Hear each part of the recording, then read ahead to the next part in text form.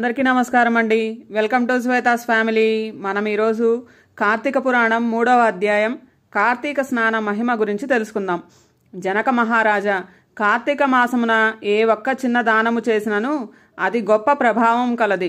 అట్టి వారికి సకలైశ్వర్యములు కలుగటయే కాక మరణాంతరము శివ సాన్నిధ్యము చేరుదురు. కానీ కొంతమంది అస్థిరములైన భోగభాగ్యములను విడవలేక కార్తీక స్నానములు చేయక అవినీతి పరులైన భ్రష్టులై సంచరించి కడకు క్షుద్ర జన్మలను పొందుదురు. అనగా కోడి, కుక్క, పిల్లిగా జన్మింతురు. అధమము కార్తీక మాస శుక్ల పౌర్ణమి రోజు అయినను స్నాన దాన జపత పాదులు చేయకపోవటం వలన అనేక చండాలాది జన్మలెత్తి కడకు బ్రహ్మరాక్షసిగా పుట్టుదురు. దీనిని గురించి నాకు తెలిసిన ఇతిహాసం ఒకటి వినిపించెదను. సపరివారంగా శ్రద్ధగా ఆలకింపుము. బ్రహ్మరాక్షసులకు ముక్తి కలుగుట. ఈ భరతఖండము అందలి దక్షిణ ప్రాంతమున ఒకానొక గ్రామంలో మహావిద్వాంసుడు, తపస్శాలి, జ్ఞానశాలి, సత్యవాక్య పరిపాలకుడకు తత్వనిష్ఠుడను బ్రాహ్మడు ఒకడుండెను. ఒకనాడ బ్రాహ్మడు తీర్థయాసక్తుడే అఖండ గోదావరికి బయలుదేరెను. ఆ తీర్థ సమీపమున ఒక మహావట వృక్షంపై భయంకర ముఖముతోనూ దీర్ఘ కేశములతోనూ బలిష్టములైన కోరలతోనూ నల్లని బాణ పొట్టలతోనూ చూచువారికి అతి భయంకర రూపములతో ముగ్గురు బ్రహ్మరాక్షసులు నివసించుచు ఆ దారిన పోవు బాటసాలను బెదిరించి వారిని భక్షించుచు ఆ ప్రాంతమంతయు భయకంపితము చేయుచుండిరి.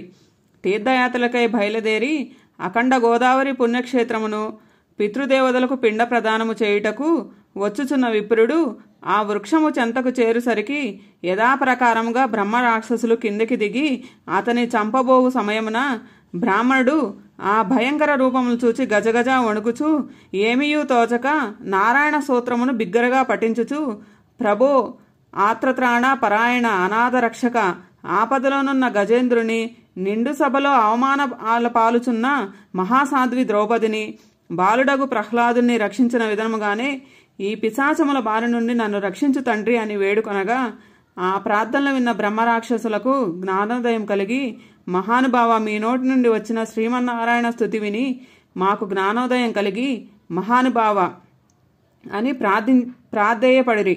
వారి మాటలకు విప్రుడు ధైర్యం తెచ్చుకొని, ఓయి మీరెవరు, ఎందులకు మీకు ఈ రాక్షస రూపములు కలిగెను, మీ వృత్తాంతము తెలుపుడు అని పలుకగా వారు, విప్రపుంగవ, మీరు పూజ్యులు, ధర్మాత్ములు, వ్రతనిష్టాపరులు, మీ దర్శన భాగ్యం వల్ల మాకు పూర్వజన్మనందలి జ్ఞానము కొంత కలిగినది. ఇక నుండి మీకు మా వలన ఏ ఆపద కలగదు అని అభయనిచ్చిరి. అందొక బ్రహ్మరాక్షసుడు తన వృత్తాంతమును ఈ విధంగా చెప్పసాగెను. నాది ద్రవిడ దేశము, బ్రాహ్మణుడను, నేను మహాపండితుడని గర్వం గలవాడనై ఉంటిని. న్యాయ విచక్షణలు మాని పశువు వలె ప్రవర్తించితిని. బాటసారుల వద్ద, అమాయకపు గ్రామస్తుల వద్ద దౌర్జన్యంగా ధనము లాగుకొనుచు దుర్వ్యసనాలతో భార్యాపుత్రాదులను సుఖపెట్టగా పండితులను అవమానపరచుచు లోబుద్ధుడనై లోకకుంటనిగా ఉంటిని. ఇట్లుండగా ఒకనొక పండితుడు కార్తీక మాస వ్రతమును యథావిధిగా ఆచరించి భూతతృప్తి కొరకు బ్రాహ్మణ సమారాధన చేయి తలంపుతో పదార్థ సంవాదన నిమిత్తము దగ్గరనున్న నగరమునకు బయలుదేరి తిరుగు ప్రయాణంలో మా ఇంటికి అతిగా వచ్చెను. వచ్చినాను పండితుని నేను దూషించి కొట్టి అతని వద్దనున్న ధనమును వస్తువులను తీసుకుని ఇంటి నుండి గెంటి వైచితిని. అందులోకి ఆ విప్రునకు కోపం వచ్చి, ఓరి నీచుడా, అన్యాక్రాంతముగా డబ్బు కూడబెట్టినది చాలక మంచి చెడ్డలు తెలియక తోటి బ్రాహ్మణుని కూడా ఆలోచించక కొట్టి తిట్టి వస్తు సామాగ్రిని దోచుకుంటివిగాన నీవు రాక్షసునివై నరభక్షకునివై నిర్మానుష్య ప్రదేశంలో ఉందువుగాక అని శపించుటచే నాకు ఈ రాక్షస రూపం కలిగినది.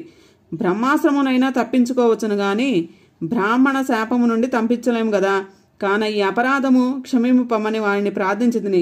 అందులకు అతడు దయతల్చి, ఓయి గోదావరి క్షేత్రం వందక వటవృక్షము కలదు.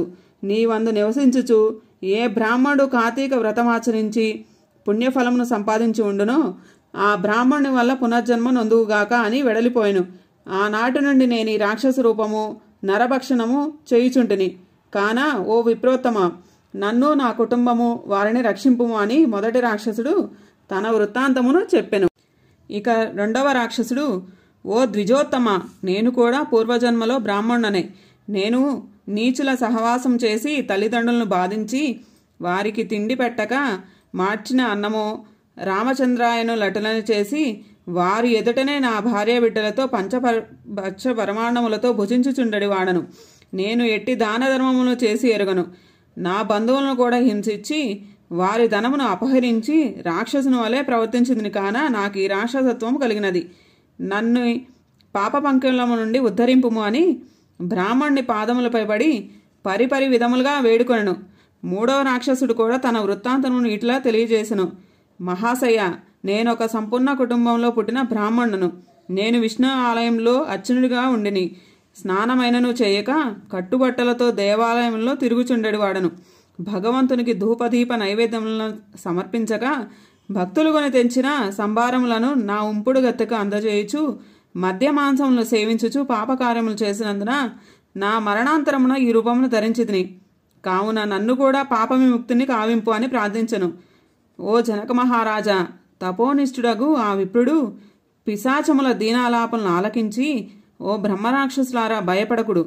మీరు పూర్వజన్మలో చేసిన ఘోర కృత్యముల వల్ల మీకు ఈ రూపములు కలిగెను. నా వెంట రండి, మీకు విముక్తిని కలిగించును అని వారిని ఓదార్చి తనతో గొనిపోయి అతనికి విముక్తునికే సంకల్పము చెప్పుకొని తానే స్వయంగా గోదావరిలో స్నానమాచరించి స్నాన పుణ్యఫలమును ఆ ముగ్గురు బ్రహ్మరాక్షసులకు దారపోయగా వారి వారి రాక్షస రూపాలు పోయి దివ్య రూపాలు ధరించి వైకుంఠమునకు ఎగిరి కార్తీక మాసంలో గోదావరి స్నానం ఆచరించినచో హరిహరాదులు సంతృప్తి నొంది వారికి సకలైశ్వర్యమును ప్రసాదింతురు. అందువలన ప్రయత్నించినా సరే కార్తీక స్నానాలను ఆచరించాలి. కార్తీక పురాణం 3వ అధ్యాయం సమాప్తం.